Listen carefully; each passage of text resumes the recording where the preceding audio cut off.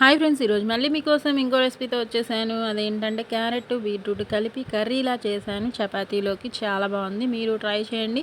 ఈ విధంగా చేస్తే పిల్లల నుంచి పెద్దవాళ్ళ దాకా ఇష్టంగా తింటారు. ఇష్టం లేని వాళ్ళు కూడా నా వీడియోలో చూసి ట్రై చేసి మీకు ఎలా వచ్చిందో కామెంట్స్లో చెప్పండి. ముందు తక్కువ క్వాంటిటీ ట్రై చేయండి. అప్పుడు తినగలిగేలా ఉంటే తినొచ్చు, లేకపోతే ఇబ్బంది లేదు. దాన్ని రైస్లా కూడా చేయొచ్చు. ముందుగా ఒక్క ఉల్లిపాయ తీసుకున్నాను. మీడియం సైజు చూపించాను కదా. క్యారెట్ 3, బీట్రూట్ ఒక హాఫ్ పెద్దది, ఒక మీడియం సైజ్ది అనమాట. అవి చిన్న చిన్న పీసెస్లా కట్ చేసి పెట్టుకున్నాను. ఇంకా ముందుగా స్టవ్ వెలిగించి డేక్షాలో ఆయిల్ వేసేసుకొని ఆయిల్ 3 స్పూన్స్ అంతా వేసుకొని హై ఫ్లేమ్లోనే పెట్టేసుకోండి. మనం కట్ చేసి పెట్టుకున్న ఉల్లిపాయలని ముందుగా వేసుకుందాము.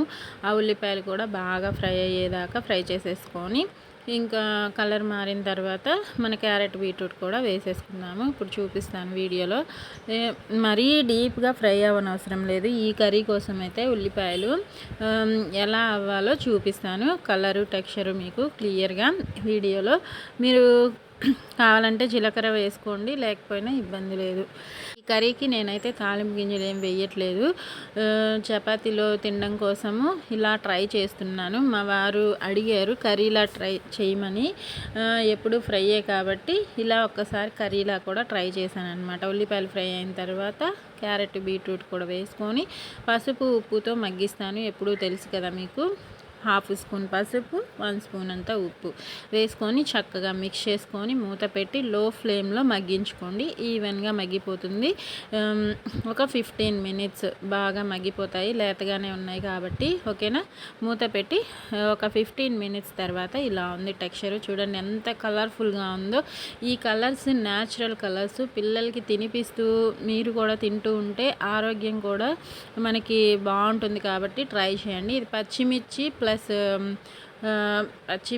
అల్లం వెల్లుల్లి పేస్టు మిక్సీలో పట్టుకున్నాను. ఎండు కొబ్బరి కూడా ఒక 1 స్పూన్ దాకా వేసుకున్నాను. అది మొత్తం కలిపిన పేస్ట్ అనమాట. అది పచ్చిమిర్చి, ఎండు కొబ్బరి, అల్లం వెల్లుల్లి పేస్టు 3 కలిపి ఇలా పేస్ట్ లాగా పట్టుకున్నదనమాట. అది కూడా వేసుకొని కారం ఒక 1 స్పూన్ వేసుకొని చక్కగా మిక్స్ చేసి లో ఫ్లేమ్లోనే మగ్గించుకోండి. అది బాగా మగ్గింది అనుకున్న తర్వాత వాటర్ ఒక 2 టీ గ్లాసెస్ కానీ 3 టీ గ్లాసెస్ కానీ వేసుకొని ఉడికించుకోవాలి. ఇంకాస్త ముక్క ఉడకాల్సి వస్తుంది కాబట్టి. ఓకేనా. చక్కగా మిక్స్ చేసుకొని మీడియం ఫ్లేమ్లోకి మార్చుకొని వాటర్ అంతా దగ్గర పడేంతసేపు ఉడికించుకున్నాము. ముందుగా వేసిన ఉప్పు సరిపోలేదు, అందుకే ఒక 1/2 స్పూన్ దాకా వేసుకుంటున్నాను. చక్కగా మిక్స్ చేసి మీడియం ఫ్లేమ్లో కుక్ చేసుకోండి. కర్రీ దగ్గర పడింది అనుకున్న తర్వాత ఇలా బబుల్స్ వచ్చే టైంలో ధనియాల పొడి 1 స్పూను, జీలకర్ర పొడి ఒక 1 స్పూను వేసేసుకొని చక్కగా మిక్స్ చేసేసుకొని మూత పెట్టి 3 to 5 మినిట్స్ ఉంచుకుంటే మన కర్రీ అయితే రెడీ అయిపోతుంది. లాస్ట్ అండ్ ఫైనల్ కొత్తిమీర ఉంటే వేసుకోండి, లేకపోయినా ఇబ్బంది లేదు. ఈ కర్రీ ఒక్కసారి మీరు ట్రై చేయండి. చపాతీలోకి అదిరిపోతుంది. నేను రైస్లో తినలేదు, చపాతీలో మాత్రమే ట్రై చేశాను. చాలా చాలా బాగుంది. నేను చెప్తే మీకు వేరుగా ఉండొచ్చు. మీరు ట్రై చేసి నాకు కామెంట్స్లో చెప్పండి. నచ్చితే లైక్ చేయండి, యూస్ఫుల్గా ఉంటే షేర్ చేయండి మీ ఫ్రెండ్స్ అండ్ ఫ్యామిలీ మెంబర్స్కి. కరివేపాకు వేస్తున్నాను వాష్ చేసి. ఇంకా లాస్ట్లో మీ దగ్గర ఉంటే వేసుకోండి, లేకపోయినా ఇబ్బంది లేదు. Thank you for watching. Bye friends.